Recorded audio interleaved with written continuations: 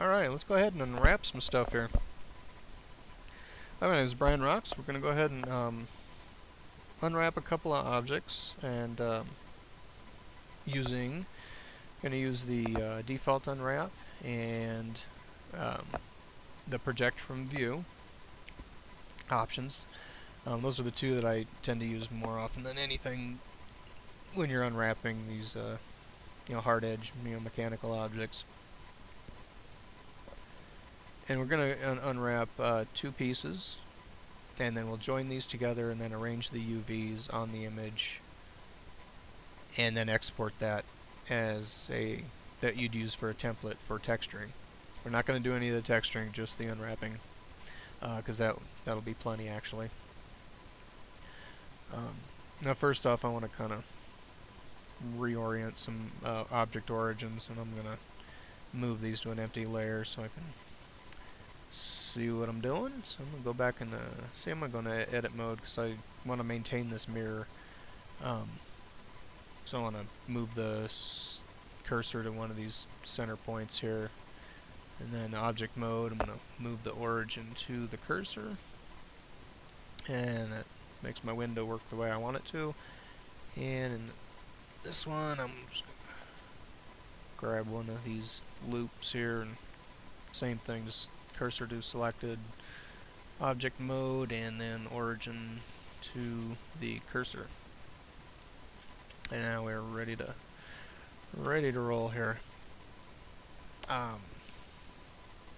Make a split your window here, and then we'll go to the UV image editor, and what we need to do is create an image, and this one I'm going to just call grid, and you'll see why in a second. I want to make it 2048 by 2048. It's kind of big, but for the UV template it helps be a little bit bigger, because it makes the UVs cleaner. Like if you needed to zoom in and say it was a dense mesh and you zoomed in with a low resolution UV, you're going to have a lot of pixelation and it might be hard to see the areas, say if you wanted to kind of get a lot of detail in there or something.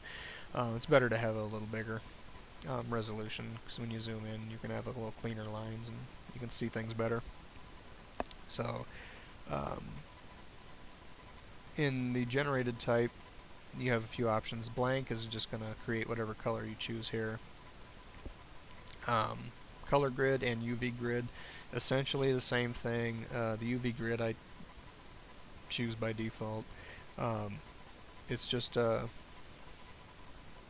gray and white checkerboard with the little crosses here, and then the color grid would be, it's the same thing, just various colors for your grid and numbers and letters instead of the little crosses. But for our purposes this will be fine. So I'm just going to go ahead and use this, and we'll go ahead and start unwrapping this. And you can leave the mirror modifier as it is, and we'll apply it after we unwrap, so we're only unwrapping half of it, and we don't have to give ourselves extra work by unwrapping the whole thing. Now first up, you want to take your object and you want to kind of look at it and see where you want to cut it, or not cut it, but mark your seams where it will virtually cut the object as it lays it out on the UV image here, and you'll see what that does in a sec. So in this case I'll want to cut like along these edges and then here, so I'll mark those seams. So let's go ahead and just go into edge select, and those are the edges I want to mark seams on, so we'll Control E, edge menu, and you can see we can mark seams and we can clear seams. So if you've already marked a bunch of seams and you need to clear a few or all of them, all you gotta do is select those edges that you want to clear and then clear seam and then go about your business. So I'm gonna go ahead and mark these. Whoops. And you can see it just put everything in red. And now if I were to select, whoops, select these interior faces here, and hit U to unwrap, and you'll see what happens. Those seams that I marked, the top one, the side one, and then that interior corner here, which is right here, you can see it's kind of laid open a bit. Go into texture view, and I'm going to actually hit S, scale this down, just because there's there, and that's a little better. See it a lot better. You can see the no distortion, that unwrapped real well. And you can see, let's see, well, I'm going to pick one of these points here, and you can see like if that unwrapped, and and this point ended up here, you can see what that distortion is. And if you had your image laid out, and it would have a bunch of stretching here, and you don't want that, and that's what we use this grid for, is to give you a good visual on how much distortion there is. And in this case right here there's none, and it's good to go, and we'll just move on. Let's see, and probably just go ahead and unwrap the whole top portion using project from view. And you also want to take into consideration where you want your seams, because there's a tendency, it's not always, but there's a tendency to be a artifact, a graphical artifact, either some black line or inconsistency in the texturing. Once you have it all unwrapped and then you have your texture applied, you might see like a black line here, which there's ways around that, which I would go over in a texturing tutorial, because here it wouldn't matter so much. But you do want to kind of visualize where these seams are, and it's always best to mark your seams like like here would be okay on a corner, which you're only mostly going to see like the top portion of, and this bottom portion you're not going to see. This interior corner you most likely won't see. But if I were to mark seams, like say along this edge here, which is a possibility, because that would work well, to mark these seam here and then unwrap this whole top. But there's a chance that there'd be a visible artifact along this edge. So the seam would work better to be along this edge here, in a interior corner like that, and a lot less noticeable. And I mean, it's totally up to you how you unwrap stuff, and you'll unwrap things and then throw a texture on it and think it's good to go. I mean, making a cut here might work perfectly well. But in this case, I just avoid any kind of glitches in the texturing by marking this interior corner. It's a lot of playing around and just trial and error, basically, when it comes to unwrapping. And the more you do it, the more you get used to how things react when you're doing it, and how it's going to turn out. See, I can tell, I mean, I know now that marking this seam is going to be fine, but I don't necessarily know that marking a seam along this edge is going to work. So I'm just going to go ahead and avoid anything, any problems, by just marking this interior one. So that got that whole loop there selected, so I'm going to Control E and mark the seam. And I'll go into front view here, and we'll go ahead and just select this whole top portion, and go into top view and go ahead and just U to unwrap and project from view, and you can see it did just that.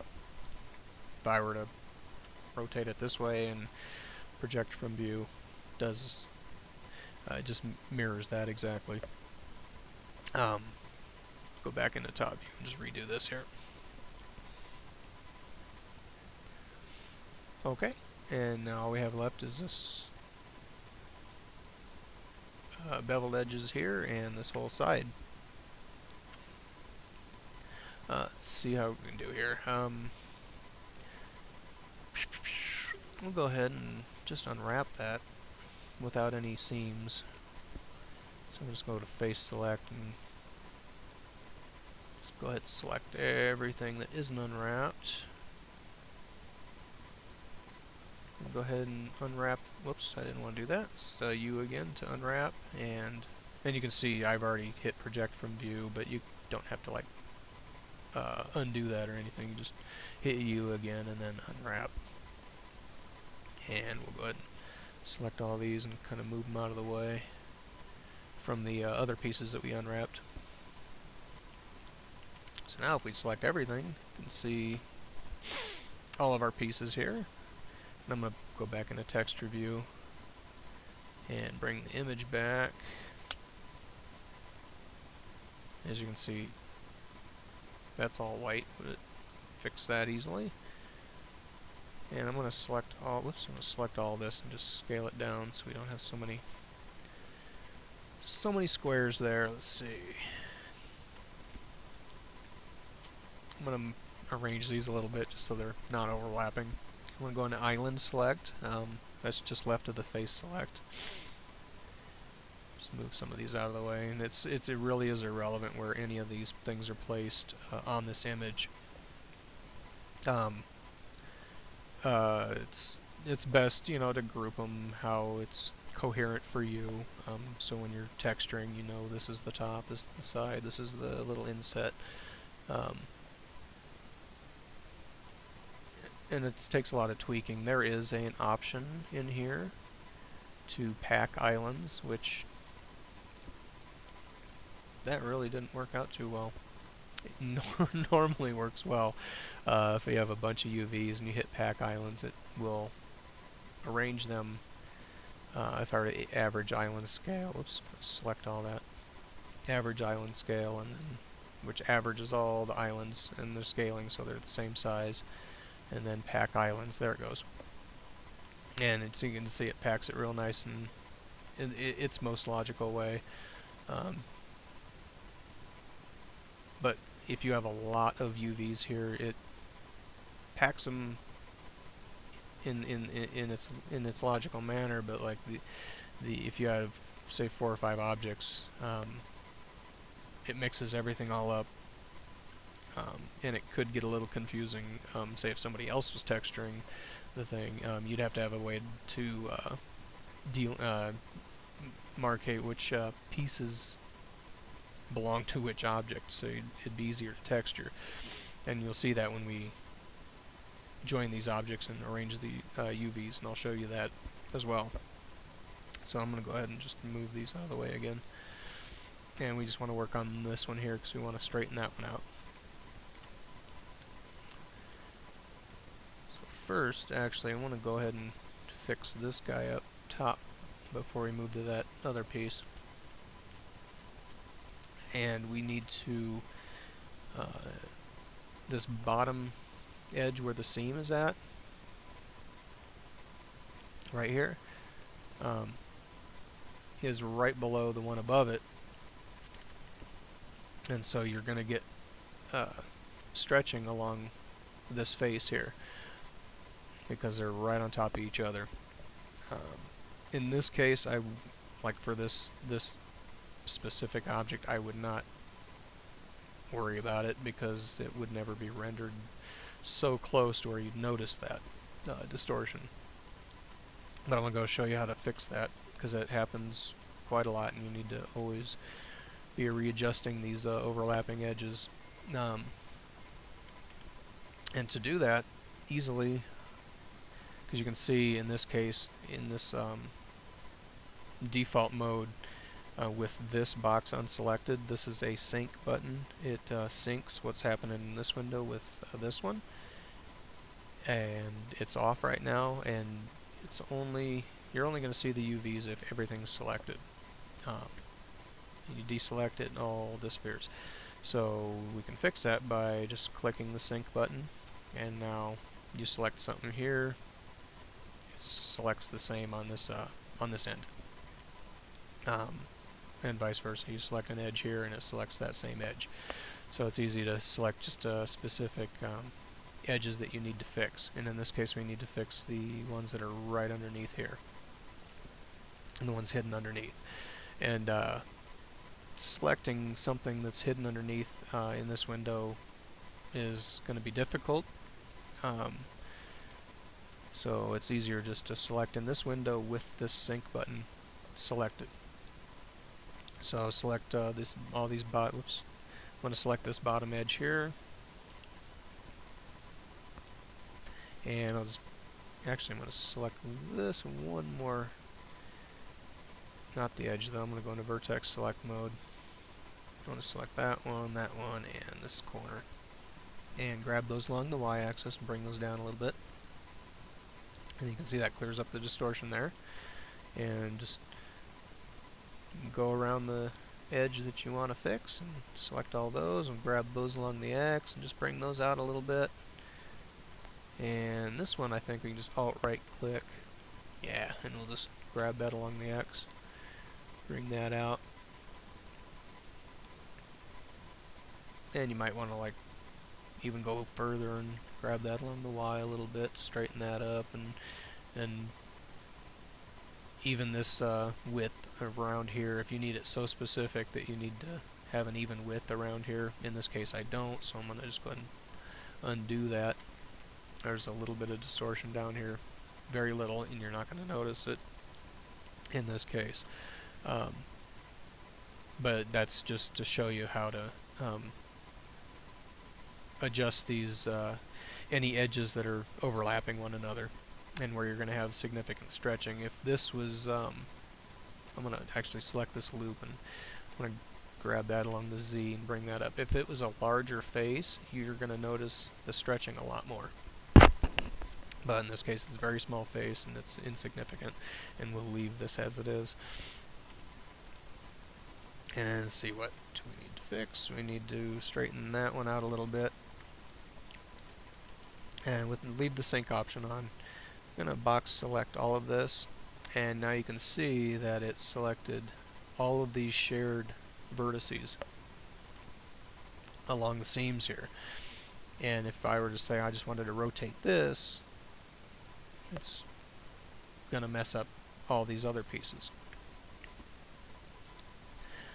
Easiest way to mitigate that is just go into face select mode and select the faces you want to move, and then maybe solve that problem.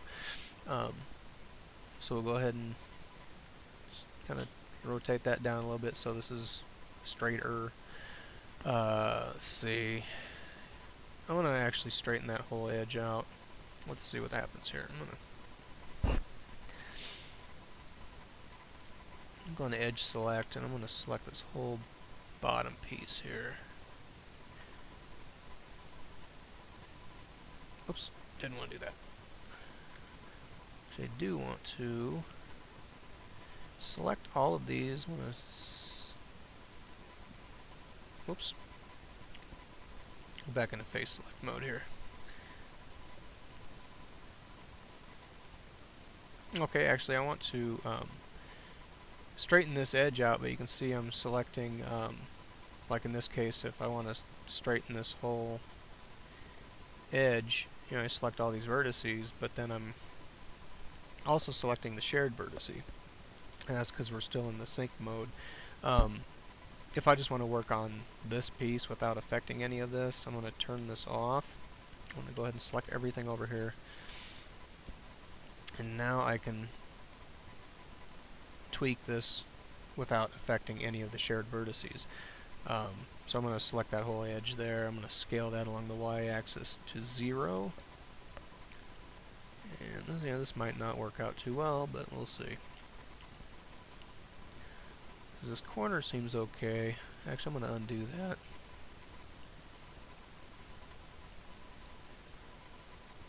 So maybe I'll grab these along the y-axis, even that out. Grab these back too, grab those along the y. It's a lot of messing around, really. And that's why it just is a tedious and one of those things where, you know, hitting yourself in the head with a hammer might be a little more entertaining. But the end result, by unwrapping all this and spending the time with it, gives you excellent control over texturing and overall gives you a better result. So it's worth the pain. Actually, that doesn't look too bad. There's no distortion there at all, really. So actually, that's not bad. That'll work. So go ahead and use these. I'm going to just bring these kind of a little more coherent pattern here.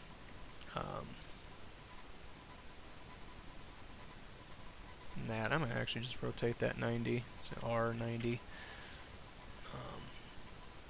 Make sure that that's on the back, so we're still kind of, yep, that's on the back, so we're good. So we kind of keep everything in a relative position here. And I'm just going to move these out of the way here. Okay, with those done, let's go ahead and unwrap this, and actually I'm going to let's finish this off here. Let's select all that. I'm going to go into object mode. I'm going to apply the mirror. And now you can see it still looks exactly like we had it. So we're going to go enable this sync option here. Deselect all of that. I'm going to go into face select mode here, and I'm going to select all these other half faces here. And just going to grab those along the y-axis. And I want to mirror these down so we can actually end up stitching these edges together so there won't be a seam along here. So go ahead and over to your UV menu, and I want to mirror this selection. Why can I not find that? There it is, mirror, or Control M. We're going to mirror that along the x-axis. So that is that, and you can actually just grab that along the y, and you can see you can just butt that up, and we can actually weld all those together, weld the vertices together. So if I go to, I'm going to turn the sync off, and go into vertex select mode, and we can actually just select these and W to weld, and then you just go across and do that for each of these. Oh, wrong button.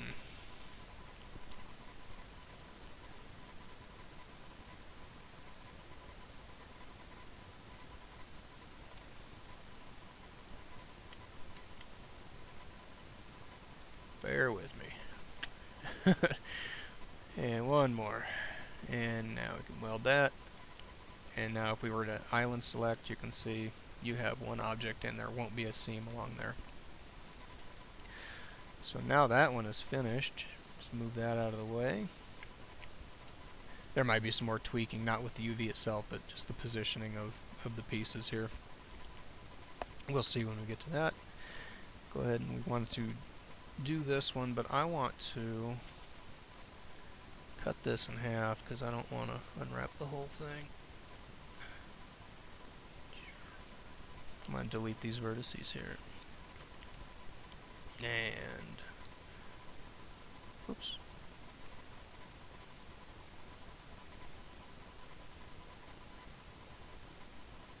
And enable the mirror there. Didn't realize it already had a mirror on it, but if your object doesn't, go ahead and apply one. In this case, I already had one, it just wasn't visible. But anyway, I think I was mirroring the whole object across the center line. So let's go ahead and unwrap this beast here. Actually, you can probably just let's just unwrap it as it is and see what happens here. So I'll select all the vertices and unwrap, and we can straighten all that out. Or if I just have the loops. Let's try. Yeah, let's just go do this. I'm gonna just select each of these loops individually and just scale those along the y-axis to 0. So just Alt right click S, Y, and 0.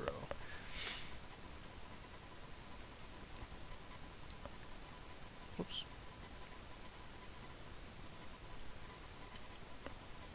And I'm just going to continue around and do that, and we'll see what we end up with.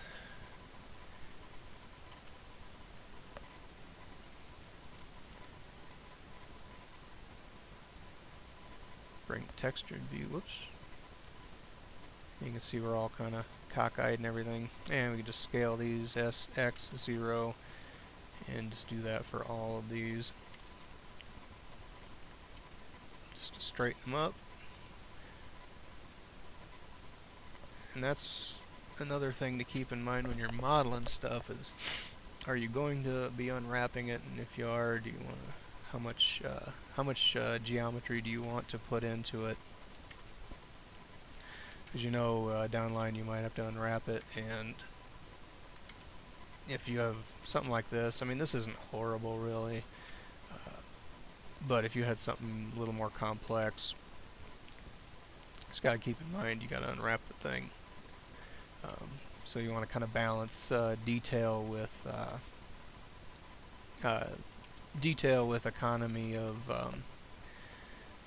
economy of polygons when you're modeling. See, in this case, this might be a little excessive for the detail of something that's so small, but I was having fun with it, so almost finished here.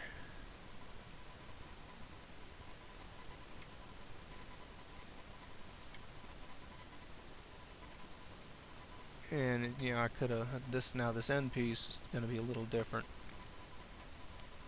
And when you're unwrapping cylindrical objects, you can see here we have a stretching because the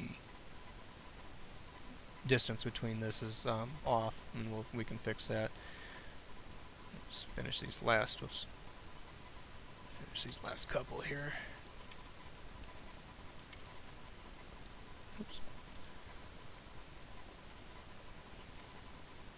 And actually, being that's, you know, we could actually scale this, like scale it along the y-axis, and I could just scale it as it is to kind of straighten that distortion out. I'll just Shift Alt select that loop and scale that down a little bit. Not really necessary, it's so small, but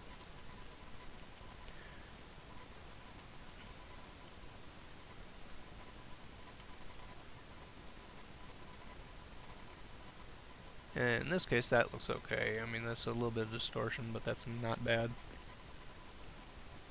Let's go back into side view so you can see this stretch along here. So I'm going to just box select, I believe it would be that, and just grab that along the x-axis and pull it out, and you can see we're making that square again, so that's good down to there. That looks okay. It's all okay down through here. A little bit of distortion along some of these little ridges, but they're mostly going to be in shadow anyways, and that's really not that bad. This we want to straighten out. So I'm going to select all of that, grab that along the x-axis, and pull that out, and that looks okay there. So actually it wasn't half bad. So that looks good. And now I want to apply this mirror. It's clipping. Enable that clipping option there and apply that. I'll go back into front view here. And we need to turn on the sync. And let's go ahead and... Oops, we have a little... Get that mirror back.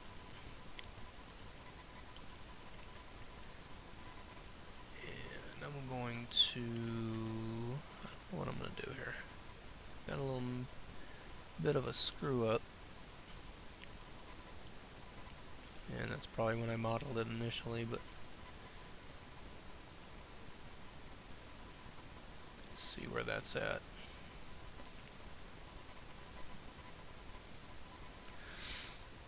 Well, you might have noticed a little edit jump there. I had to figure out what I had going on here, and I think I just need to straighten out some...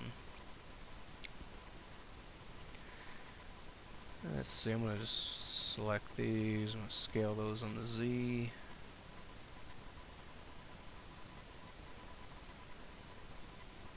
A little bit there. I'm going to move these along here, and I'll move these two. Okay, now got that fixed up. So what were we doing here? Let's go and mirror this over.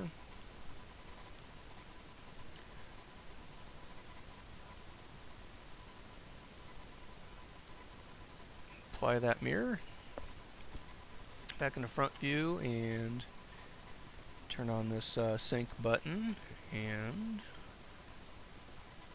select that half there. Move this up. Oops, I want to do the faces here. So I'm going to face select, and then we're going to select that half of the faces. Grab that along the y-axis. Because with the vertices it selects all the shared ones as well. With the faces it doesn't. So now I'm going to back into texture view. The only thing I want to make sure of is that these edges are going to be matched along here. So that we can go back into the vertex select, and I'm going to just actually select that, and you can see that that shared vertex is up top here, so we want to mirror this top portion. Go back into face select. I'm going to mirror this top portion down along the Y. Now if we select these shared vertices, you can see that they're matched up, and the only thing you're going to have a seam along the bottom here, as you can see, because these edges aren't matched up, so there could be a little variation in the texture, and you're not going to see it because it's on the bottom of the model there, or object. I'm going to actually just select all these back into face select and grab that along the Y. I'm just going to bring that down really close. I'm not going to weld all that together here. Not really necessary. You can, a lot of times if you get these, say you zoom way in, you get these right on top of each other. It'll weld them on its own. So, as you can see, whoops, that's not, there it is. Yeah, see, that's the center line, and it welded it. So, if I were to go like, I'm going to turn the sync off, and I'm going to island select all these vertices over here, and now that is one island, so you didn't have to weld all that together. Quick and easy. I'm going to smooth that up. I'm going to scale that down a little bit. So now we want to merge these two together. In this case, I want to have two of these, so I'm going to put my cursor to this object's origin, and I'm going to move the origin to the cursor for this cylinder object here. So let's go back to origin to the 3D cursor, and with excuse me, with that object still selected, I'm going to add a mirror modifier.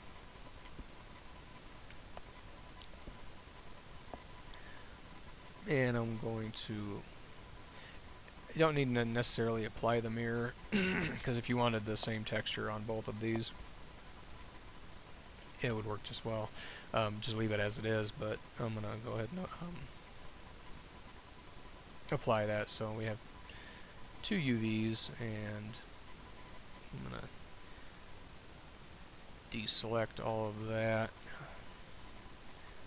And don't have the sync on, I believe. Yeah, the sync is off, so and just grab that along the y-axis and move that up. And now we have those separated. I'm going to sync this again, so I can just move this down along the y. I'm not going to merge them together, just going to leave them separate. Alright, now let's go ahead and join these objects. So you have this object, shift select that one, and control J. And now when you excuse me, select the objects in edit mode, you can see everything here. And now what you'd want to do to prepare this for texturing is to arrange this however you see fit, whatever makes sense for you. If you need, I usually average the size of these islands out. Select everything in the window, just UV and average island scale. So you can see all the little squares are virtually the same size. And you might want to actually go into, turn the sync button off and go into island select mode, because sometimes it overlaps these things. And just move them out of the way to wherever you want. Like in this case, I wouldn't want these two pieces separate because it's essentially one piece. We could just rotate that R 180 and bring it down, and you could just merge these together.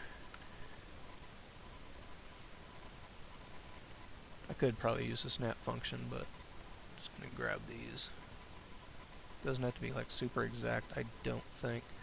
So if I were to go into vertex select, yeah, it welded those together pretty good. So now that's one piece.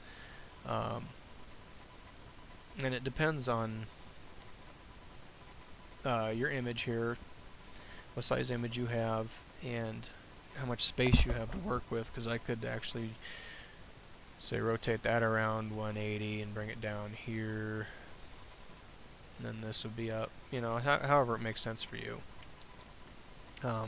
You usually just want to compact everything as much as possible, and you can do this all manually like this, or you can select everything, and I've already averaged all the island scale out, so you can select everything and then pack islands, and it packs everything in the image as the best way it sees fit. And in this case it works out fine because we only have two objects, and it's fairly apparent which objects are which. But if we had a bunch of objects, there'd be a bunch of UVs all scattered, and they wouldn't necessarily be coherently grouped. So like this wouldn't be grouped together, it'd be mixed up with a bunch of other stuff. And you could say you want to do, you could apply like a color to just a certain set of vertices on the objects, and say this was red, this was blue. When you made your UV, when you save your UV layout, it actually applies those colors to the appropriate, the respective objects. And so when you have your UV, it is easier to read in a sense if you don't have everything exactly labeled. I'm going to show you a sec here. Okay, I have another model here that I've been working on, and let me just do this complex UV template that I have. This is like an arm of a robot. I colored each portion, like the shoulder, this and this is part of the shoulder. All these blue pieces are an object, probably part of the arm.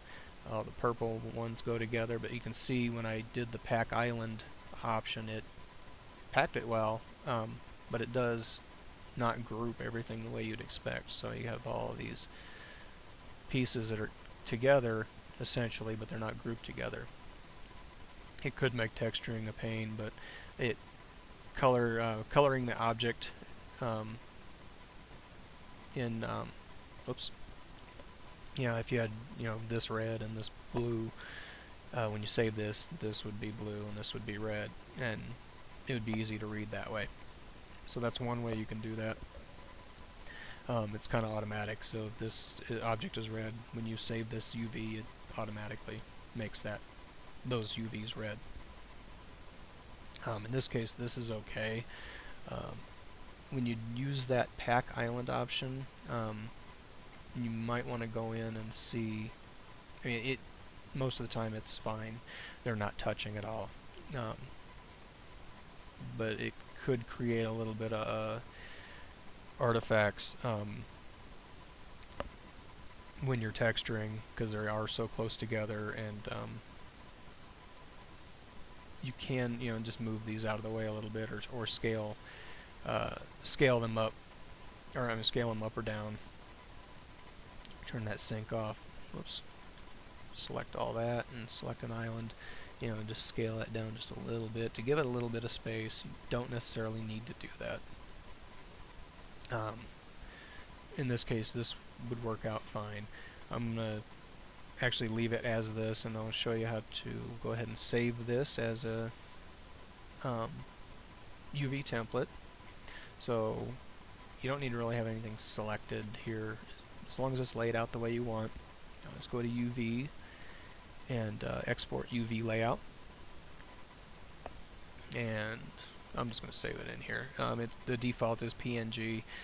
I like to use it because it gives you the transparency, and this fill opacity I leave at 25 because it gives a little bit of a shaded view to your UVs. Here you can see that it's kind of shaded. If these weren't, this is the best example. If this wasn't purple, it'd be a slight grayish color. So it makes it a little easier to view when you're in like Photoshop or whatever doing your textures.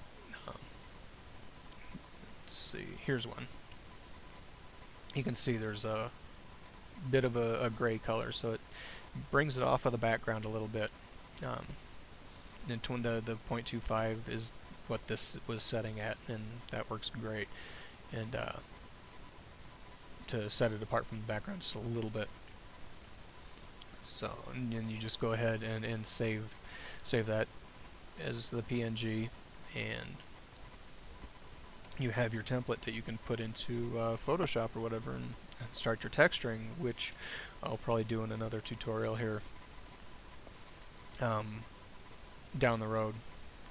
So, and that is the long spiel of unwrapping an object, and a couple of using a couple of the options here, and basically the process of doing so. It seems long and tedious. I might have sounded like I was rambling, but I wasn't. It's as clear as I could make it, and I hope it helped you out, because it is a confusing. I struggled with this for the longest time trying to figure this out. Unwrapping. Now, if you were to ask me to unwrap an organic object, good luck, because I ain't there yet. But I hope this helped you out a little bit, and we'll be back with some texturing on down the road. Thank you for watching.